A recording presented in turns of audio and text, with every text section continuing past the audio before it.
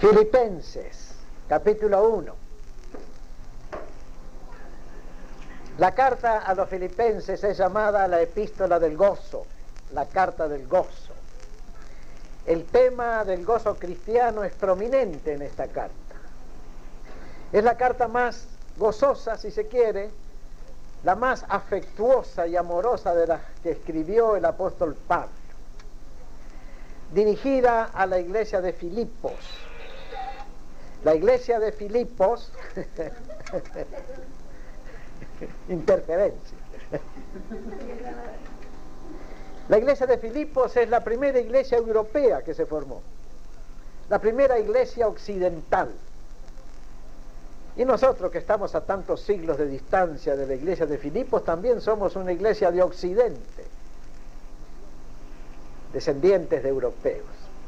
Filipos era una iglesia que el apóstol Pablo formó en su viaje a Macedonia. Y llegó a ser la iglesia más amorosa, más cariñosa, más amistosa con el apóstol Pablo. La única iglesia a la cual él se animó a pedirle ofrenda. La única iglesia a la cual él se animó a escribirle diciéndoles: ayúdenme porque necesito ofrendas. Y lo curioso que esta epístola tan gozosa, tan alegre, tan triunfante, la escribió desde la cárcel.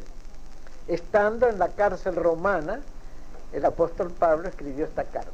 Acusado injustamente y teniendo pendiente sobre la cabeza, no la espada de Damocles, pero sí el hacha del verdugo. Sin embargo, Pablo, con su fe en Cristo, su dedicación y devoción a Cristo, era un hombre triunfante. Vamos a estudiar en esta mañana el capítulo 1, desde el verso 1 hasta el verso 25. Vamos a ver qué nos dice, qué podemos desglosar de todos estos versículos. Versículos 1 y 2. Pablo y Timoteo, siervos de Jesucristo, a todos los santos en Cristo Jesús que están en Filipos, con los obispos y diáconos. Gracia y paz a vosotros, de Dios nuestro Padre y del Señor Jesucristo. Pablo asocia a su ministerio al joven discípulo Timoteo. Aquí una buena fórmula para llevar adelante la obra de Dios. Bueno, es ir de dos en dos trabajando. Y cuando hay un hombre experimentado que tiene a su vera un discípulo, la cosa marcha mejor. Pablo y Timoteo, ambos dirigen la carta a la iglesia de Filipos. Y está dirigida a los santos en Cristo Jesús. Miren ustedes qué título se les da a los creyentes, a los cristianos: santos. El Nuevo Testamento usa pocas palabras para designar a los cristianos. Les llama cristianos, les llama santos, les llama creyentes, les llama discípulos, les llama hermanos. 5 palabras para definir a los cristianos. Cristianos, santos, discípulos, creyentes, hermanos. Aquí Pablo se dirige a los santos que están en Filipos con los obispos y diáconos. Una iglesia pequeña tenía varios obispos y varios diáconos. Estas 2 palabras están echadas a perder en la iglesia moderna. Cuando oímos la palabra obispo, enseguida pensamos en un señor gordo con unas vestiduras especiales que vive en un palacio y que maneja una diócesis con mano de hierro, el señor obispo. Y si uno ve a un señor obispo por la vereda, tiene que correr y besarle el anillo. ¿No es así? Esa es la idea común, popular de la palabra obispo. El obispo católico. En algunas iglesias evangélicas, como los metodistas episcopales, hay obispos también, pero son un poco más sencillos. Los obispos metodistas son un poco más sencillos que los obispos católicos. Y cuando pensamos en un diácono, yo veo enseguida un hombre duro, seco, que tiene la Biblia bajo el brazo y que viene a la iglesia solo para criticar al pastor. Pero en aquellos tiempos del apóstol Pablo, estas palabras sonaban muy diferentes y significaban cosas muy diferentes. Obispo significaba sobreveedor, viene del griego episcopos, que significa sobreveedor, el que está mirando por encima. Un supervisor, como le diríamos ahora en las fábricas modernas o en las oficinas modernas. Un supervisor, un capataz. Pero en las iglesias cristianas el obispo era un hombre prudente, sabio, bondadoso, que supervisaba el rebaño, nada más. Y diácono viene de una palabra que significa servidor, el que sirve, el que trabaja en servir. Así que muy bien, aquí en lugar de obispos y diáconos podríamos poner sobreveedores y servidores. Palabra más linda, palabra más evangélica, sobreveedores y servidores. Enseguida en el verso 2 Pablo inventa un saludo, uniendo dos palabras, una palabra griega y una palabra judía. De dos saludos Pablo hace un solo saludo cristiano. Los judíos se saludan hasta ahora con la palabra paz, shalom. Era el anhelo de los judíos, saludarse con la palabra paz, tener paz. Desde los días de Moisés, cuando dijo, y ponga Dios su paz sobre Israel, los judíos han ansiado la paz y nunca la han logrado hasta el día de hoy.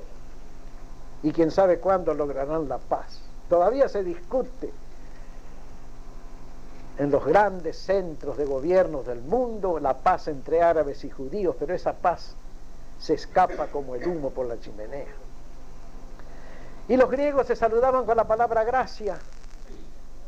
Parece mentira, pero los griegos, que tenían una falsa religión, tenían una mejor idea de la palabra gracia que los judíos. Los judíos no tenían idea de la palabra gracia, tan imbuidos estaban de la palabra ley, que no tenían idea de lo que era la gracia. Para ellos, la ley dominaba sus pensamientos y los castigos que impone la ley, pero la palabra gracia, aunque en el Antiguo Testamento esporádicamente aparece la idea de gracia, ellos, los judíos, no la tenían, pero los griegos sí. Por ejemplo, cuando dos gladiadores peleaban en el circo y un gladiador caía vencido, se agarraba de las rodillas de su vencedor y metía la cabeza así entre las rodillas, como el buey mete la cabeza en el yugo, y pedía gracia. Si su vencedor le concedía la gracia, lo levantaba, lo besaba y lo largaba libre. Si no le concedía gracia, lo mataba. Así que, pero de alguna manera, los griegos tenían una idea más desarrollada de la gracia que el judío. Y también ellos hablaban mucho de la gracia de sus dioses. Toda la religión griega estaba destinada a obtener la gracia de sus dioses, de sus grandes dioses, Júpiter, Apolo, Diana, Minerva, Poseidón, Neptuno, todos los dioses griegos y romanos. Pablo agarra las dos palabras, la griega y la judía, y forma el saludo cristiano, gracia y paz. Y el cristiano verdadero, nosotros, que hemos conocido la gracia de Jesucristo, tenemos paz en nuestro corazón. Es un lindo saludo, ¿verdad? Gracia y paz. Gracia y paz.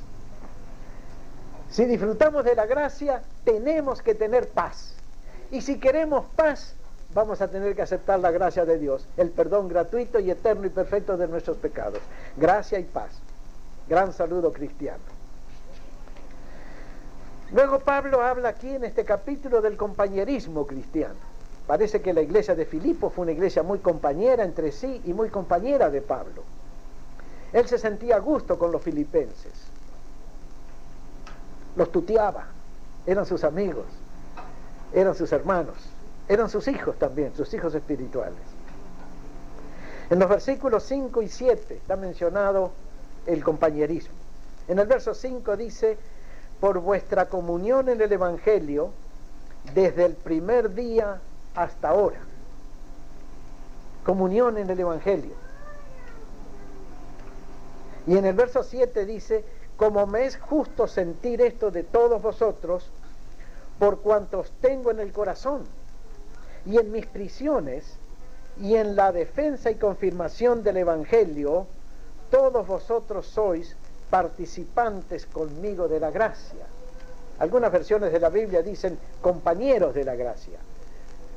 Las versiones inglesas dicen fellowship aquí, amistad, compañerismo. Y Pablo le dice a la iglesia de Filipos, ustedes son compañeros míos en la defensa y en la confirmación del Evangelio. Dos palabras interesantes para nosotros que estamos empezando aquí la obra en Simi Valley: defensa y confirmación del Evangelio. Luego viene el versículo 6, es uno de los más grandes de toda la Biblia. Yo no me canso de pensar y meditar en él. Filipenses 1:6. A ver, alguno de ustedes que lo lea, y bien fuerte. Estando persuadido de esto, que comenzó en vosotros la buena obra, la perfeccionará hasta el día de Jesucristo. Es un versículo dinámico, lleno de fuerza del Espíritu Santo. Pablo está persuadido que Cristo, que empezó la obra en Filipos, cuando él le predicó a Lidia y a otras mujeres reunidas en un culto de oración a la orilla del río, y que luego siguió con el libramiento de la muchacha endemoniada y la conversión del carcelero de Filipo después del terremoto, Pablo está seguro que aquel que empezó esa obra la va a continuar hasta el día de Jesucristo, hasta el día final. Y yo estoy pensando en la iglesia de Simi Valley. El que empezó la obra en Simi Valley también la continuará hasta el día que él venga a recoger el fruto de sus trabajos. Esta mañana hablábamos con Aldo en su casa y él decía, bueno, ya tenemos la inauguración del local, ¿qué vamos a hacer ahora? Bueno, lo que tenemos que hacer es quedarnos tranquilos, porque el que empezó la obra también la va a continuar. Este versículo nos invita al descanso en Cristo, a descansar en aquel que hace todas las cosas con su propio poder. Dios empezó la obra de la creación y comenzó haciendo la luz. Sea la luz, y el universo entero se llenó de luz. Pero no se quedó ahí, siguió creando. Y Dios le ha puesto a su creación leyes internas para que las cosas crezcan continuamente. Y en la vida espiritual con más razón. El que comenzó en nosotros una obra de salvación el día que aceptamos a Jesucristo como Señor y Salvador, también la va a continuar. Si nosotros no crecemos más rápidamente y más saludablemente en la vida cristiana, es porque nosotros echamos a perder la cosa. Porque Dios quiere que crezcamos. Y nos ha dado el Espíritu Santo para que crezcamos, y nos ha dado su palabra para que crezcamos. Estaba pensando en estos días atrás, en una cosa, que si la regional del sur de California quiere ver con el tiempo 50 iglesias organizadas, miren qué lindo, 50 iglesias de la Alianza Cristiana y Misionera organizadas, cada una con no menos de 100 miembros, cada una con su pastor, o 2 o 3 pastores, y entre todas sosteniendo 35 misioneros al mundo de habla hispana, con convenciones magníficas de 1.000, 1.500, 2.000 personas, con un programa de televisión y otro de radio, y más publicaciones de prensa, además de acento y homilia. Si la regional quiere ver todo eso, va a tener que embolsar los reglamentos y apoyarse en la Biblia y el Espíritu Santo. ¿No es así? Me dicen amén, amén, así es. La Biblia y el Espíritu Santo garantizan el crecimiento de la obra de Dios y el crecimiento de nosotros los cristianos. Y ustedes lo saben mejor que yo, porque todos ustedes están creciendo en Cristo desde que se convirtieron. Algunos hace muy poco tiempo. Yo me convertí hace 45 años, 46, y todavía estoy creciendo. Qué gran versículo. Vamos a leerlo todo juntos porque vale la pena. Es una persuasión espiritual. Filipenses 1:6. Estando persuadidos de esto, que el que comenzó en vosotros la buena obra, la perfeccionará hasta el día de Jesucristo. El día de Jesucristo, en el Nuevo Testamento, es lo mismo que el día de Jehová en el Antiguo Testamento. El día del Señor, el día final, el día de la ira, el día del juicio. Es el día final en la historia de la humanidad, el día de Jesucristo. El día final en la historia de la humanidad. Cuando Adán y Eva fueron creados, comenzó el día número 1 de la humanidad. Y lleva hasta ahora, vamos a saber cuántos días. Según una cuenta de los judíos, van 6.700 y resto de años. Y la humanidad sigue sacando hojitas al almanaque y contando los días que pasan y los años. Pero hay un día final. Hay un día en que Dios va a decir, stop, no va más, hasta aquí no más. Y se acabará la historia de la humanidad y se acabará la historia nuestra también. Ese es el día de Cristo, el día final, el día del juicio final, que se producirá en la segunda venida de Cristo. Sigamos. Verso 9. Lea alguno del 9 al 11. Vean ustedes qué palabras tiene este Pablo cuando le escribe a una iglesia amada. Y esto pido en oración, que vuestro amor abunde aún más y más en ciencia y en todo conocimiento, para que aprobéis lo mejor, a fin de que seáis sinceros e irreprensibles para el día de Cristo, llenos de frutos de justicia que son por medio de Jesucristo, para gloria y alabanza de Dios. Unos versículos que vale la pena grabarlos en bronce y tenerlos a la vista de la iglesia. Y esto pido en oración, dice Pablo. Miren qué tema de oración. Yo estaba orando los otros días, como a las 2 de la mañana, desvelado. Y estaba orando por Simibal, ¿y qué pedía? Pedía esto, 4 cosas. Crecimiento espiritual incontenible. Una cosa. Segunda cosa, victorias de fe. Y en victorias de fe se incluye el pago de la renta y de todas las obligaciones de la iglesia y la compra de cosas, o sanidades también son victorias de fe. Sanidades son victorias de fe. Cuarta cosa, grandes triunfos del Espíritu Santo, que eso se traduce en santificación de vidas. En santificación de vidas. Y la cuarta cosa era crecimiento en el amor. Crecimiento en el amor. Y esto pido en oración, que vuestro amor abunde más y más. Pablo no se satisfacía con un poquitito de amor, con un besito frío, con un cariñito allí que más parece cachetada que caricia. No, el amor tiene que ser cálido, abundante, en ciencia y conocimiento. Dicen que el amor es ciego, dicen que el hombre es tonto cuando se enamora, pero para Pablo el amor ni era ciego ni era tonto. El amor tenía que abundar en ciencia y en conocimiento, para que aprueben lo mejor. Esta iglesia necesita sabiduría. Ustedes y yo, y Ricardo, el pastor, necesitamos sabiduría para aprobar lo mejor. El apóstol Pablo apela al discernimiento, a la inteligencia, al razonamiento, para que aprobemos siempre lo mejor para la vida espiritual nuestra y la vida espiritual de la iglesia y la marcha de la obra. Que seamos hombres y mujeres no solamente aprobados de Dios, sino que saben aprobar lo que es bueno.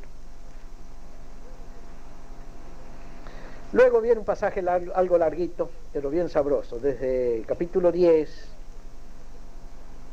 No, 10 y 11, todavía no viene el larguito. 10 y 11, ¿quién quiere leer 10 y 11?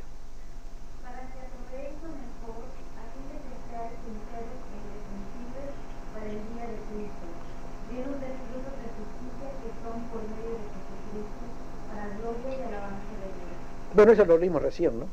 Otra vez menciona aquí Pablo el día de Cristo. Pablo estaba casi obsesionado por el día de Cristo, lo esperaba continuamente. Ahora lean desde el verso 12 al 18. Quiero que sepáis, hermanos, que las cosas que me han sucedido han redundado más bien para el progreso del Evangelio, de tal manera que mis prisiones se han hecho patentes en Cristo en todo el pretorio y a todos los demás. Y la mayoría de los hermanos, cobrando ánimo en el Señor con mis prisiones, se atreven mucho más a hablar la palabra sin temor. Algunos, a la verdad, predican a Cristo por envidia y contienda, pero otros de buena voluntad. Los unos anuncian a Cristo por contención, no sinceramente, pensando añadir aflicción a mis prisiones, pero los otros por amor, sabiendo que estoy puesto para la defensa del Evangelio. ¿Qué, pues, que no obstante, de todas maneras, o por pretexto o por verdad, Cristo es anunciado, y en esto me gozo y me gozaré aún. Qué noble que era este hombre, qué amplitud de miras que tenía el apóstol Pablo, qué corazón inmenso abierto a una sola cosa, la proclamación del nombre de Cristo. Cuando Pablo cayó preso en Roma y lo tenían allí encadenado, algunos individuos, quizás miembros de la iglesia de Roma, se ponían a predicar en las calles para sacarle pica al apóstol Pablo, como si le dijeran, tú estás preso, yo estoy libre. Dios a ti te tiene preso por alguna maldad que has hecho, con toda seguridad. Yo estoy libre para predicar el evangelio. Y por envidia y por porfía anunciaban el bendito evangelio del Señor Jesucristo. El apóstol Pablo no se resentía allí en el calabozo donde lo tenían. Se gozaba que de todas maneras, sea por envidia o por porfía, con buenas razones o con malas razones, el evangelio fuera anunciado. Y nosotros tenemos o debemos tener esa amplitud de miras y de corazón, hermanos. A veces no nos gustaría que fulano o fulana tengan éxito en el evangelio. No nos gusta que ciertos individuos reúnan más gente que nosotros en sus iglesias, o tengan más audiciones de radio o más audiciones de televisión. Suponemos y decimos, y con razón, que son indignos de predicar el evangelio. Y posiblemente esas personas sean indignas de predicar el evangelio. Pero de todos modos el evangelio es digno de ser predicado. Y una persona indigna puede predicar una cosa digna. Y Dios honra la palabra suya, aunque a veces no honra al individuo que la predica. Pero claro, lo mejor de todo, ¿saben lo que es? Que un hombre digno predique el digno evangelio, dignamente. Al fin de cuentas, el mejor método evangelístico que hay es este. Un hombre de Dios predicando la palabra de Dios en el Espíritu de Dios. No hay mejor fórmula. Es la fórmula antigua, la fórmula del apóstol Pablo. Un hombre de Dios predicando la palabra de Dios en el poder del Espíritu de Dios. Había individuos que no eran de Dios, individuos que ni convertidos eran, pero por hacer sufrir a Pablo, que estaba preso, predicaban en Roma. Pablo le decía, gloria a Dios, porque de todas maneras el nombre de mi Señor es anunciado. Así debiéramos ser.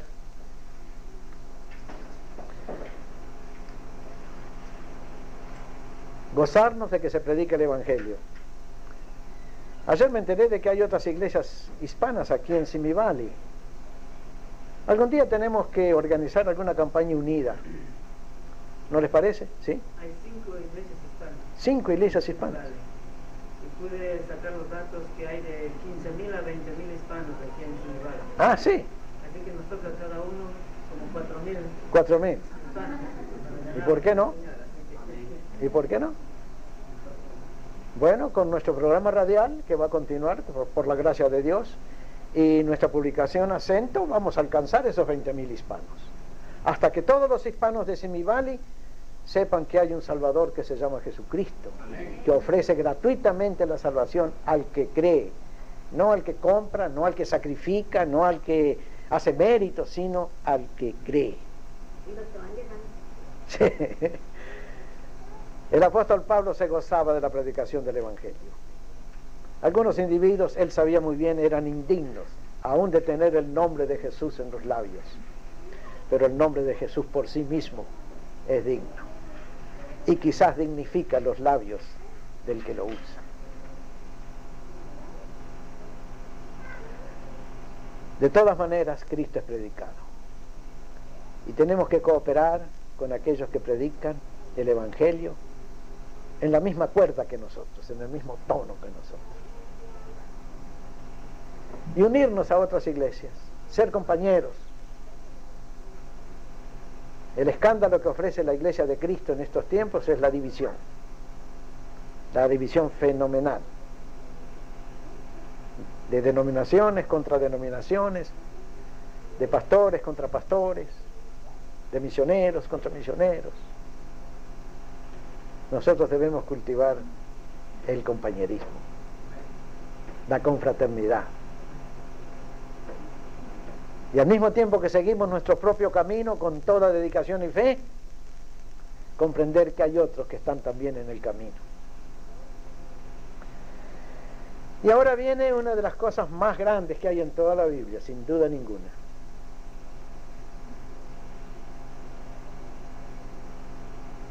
Vamos a leer desde el verso 19 hasta el verso 25. ¿Quién quiere leer este pasaje? Porque sé que por vuestra oración y la suministración del Espíritu de Jesucristo, esto resultará en mi liberación, conforme a mi anhelo y esperanza de que nada seré, y que nada seré avergonzado, ante bien con toda confianza, como siempre, ahora también será magnificado Cristo en mi cuerpo, y por vida o por muerte. Porque para mí el vivir es Cristo y el morir esperanza. Mas si el vivir en la carne resulta para mí en beneficio de la obra, no sé entonces qué escoger.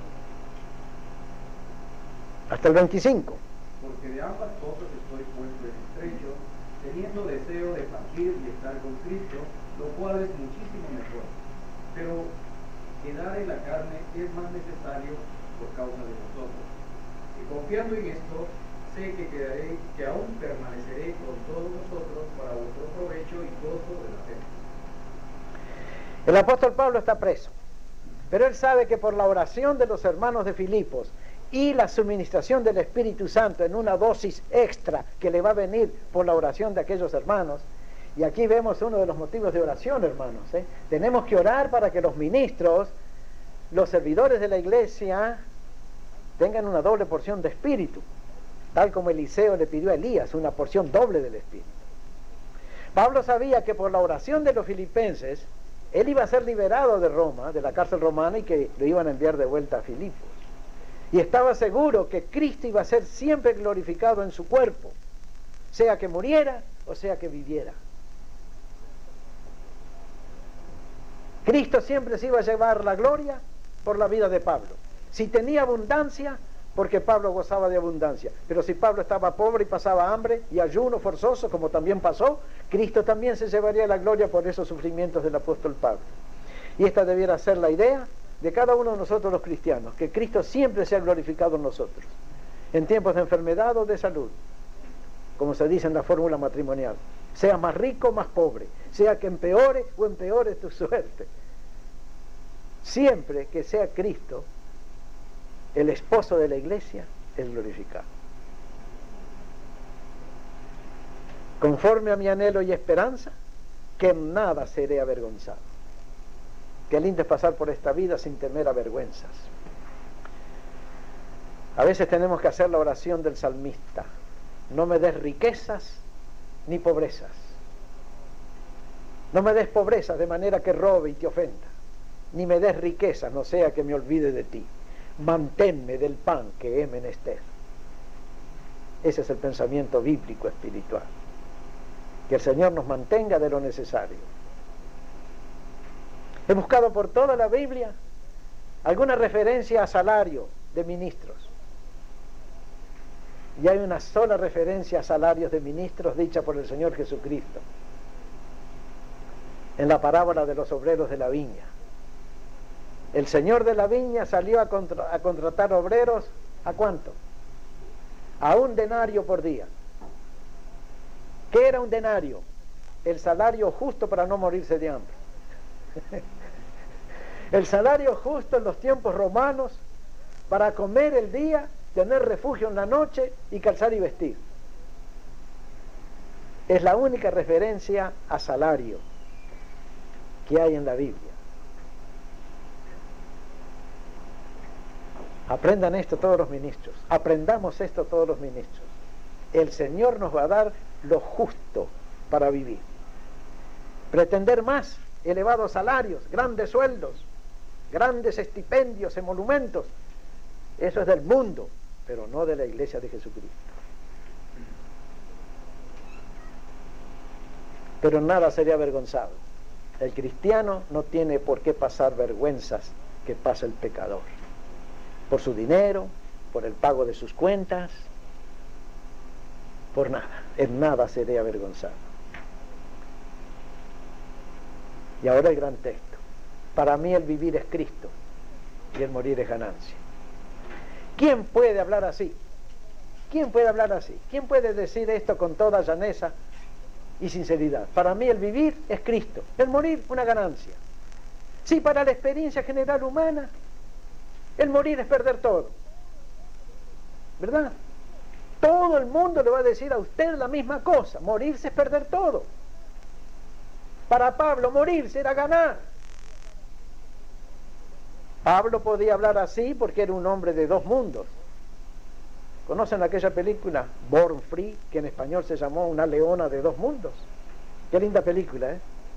Una leona que había nacido en la selva, del león y la leona, pero fue criada por una pareja que cuidaba animales. Y esa leona participaba de dos mundos, el mundo de la selva y el mundo de los humanos.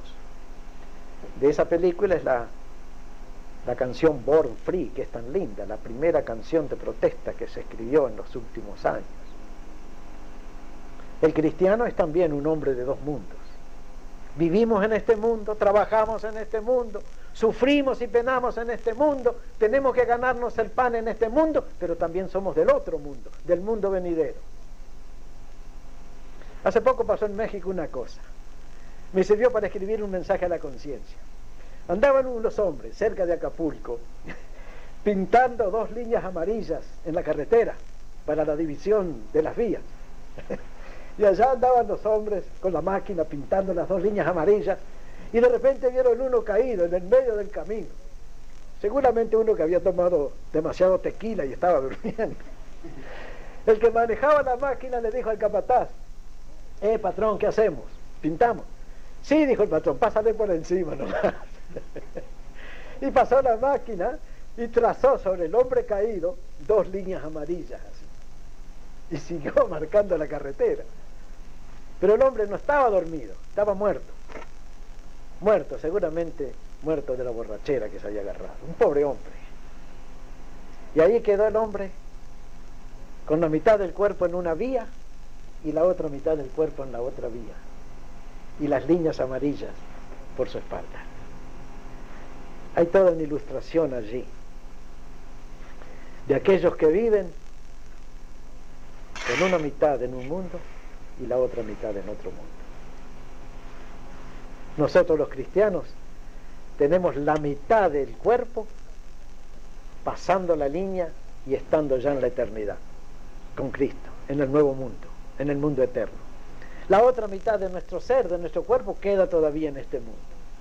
Así estaba Pablo. Por eso él podía decir: para mí el vivir es Cristo y el morir ganancia, porque al morir retiraba por fin los pies de este mundo y se iba con Cristo para siempre.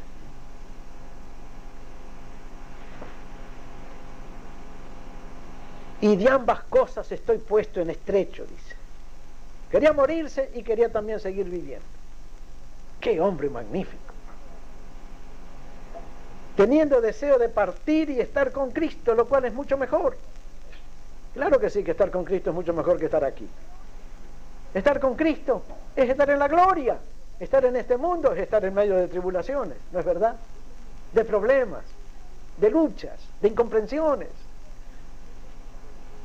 de desabrimientos, de enfermedades, de accidentes. ¿A quién le gusta vivir en este mundo? A mí no me gusta vivir en este mundo. Yo este mundo lo aguanto, pero no lo disfruto. Partir y estar con Cristo es mucho mejor. Pero hay una razón para Pablo de permanecer en este mundo todavía un tiempo más.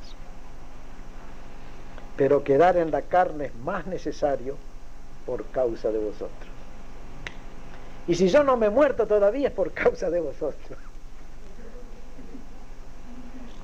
Y si nos hemos venido a Simibali con Nuestra Señora, Reina y yo, es por causa de vosotros, por amor.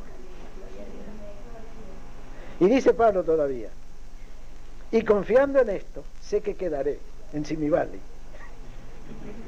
que aún permaneceré con todos vosotros para vuestro provecho y gozo de la fe. Pablo era un hombre enteramente libre porque no le tenía miedo a la muerte, ni le tenía miedo a la vergüenza, ni le tenía miedo a la cárcel, ni le tenía miedo a las necesidades, porque tenía un proveedor. En esta misma carta, él va a decir en el último capítulo, todo lo puedo en Cristo que me fortalece. ¡Qué hombre! Y este Pablo había sido antes un gran pecador, un gran rebelde, un gran perseguidor de la justicia. Pero un día Cristo lo alcanzó en el camino de Damasco, y ese día Cristo comenzó en Pablo una obra que iba a seguir por siempre, hasta el día de Jesucristo. Ahora Pablo, como el hombre caído en Acapulco, ya tenía la mitad de su ser en la eternidad, la otra mitad todavía aquí en el tiempo y en el espacio. Pero pronto nomás, él despegaría los pies del suelo y volaría para reunirse con Jesucristo. Y así estamos nosotros también. Prontito nomás nos vamos con él. Pero mientras estemos aquí, vamos a hacer una cosa: adorar a Jesucristo y predicar el Evangelio de Jesucristo, que al fin de cuentas es lo único que tenemos que hacer como cristianos. Adorar a Jesucristo, predicar el Evangelio de Jesucristo. Adorar a Cristo con alabanzas, con oraciones, con testimonios, predicar el Evangelio de palabra, por radio, por prensa, por televisión algún día. Y como veíamos en el drama de anoche, predicarle a todo el mundo, a las viejitas, a los borrachos, a los intelectuales, a los jóvenes, a los drogadictos, a quien se nos ponga por delante o el Señor nos mande para predicarles. Bueno, hasta aquí la plática. Que el Señor nos vaya bendiciendo a medida que en ocasiones venideras sigamos estudiando, comentando la carta a los Filipenses, la carta del gozo cristiano. Amén.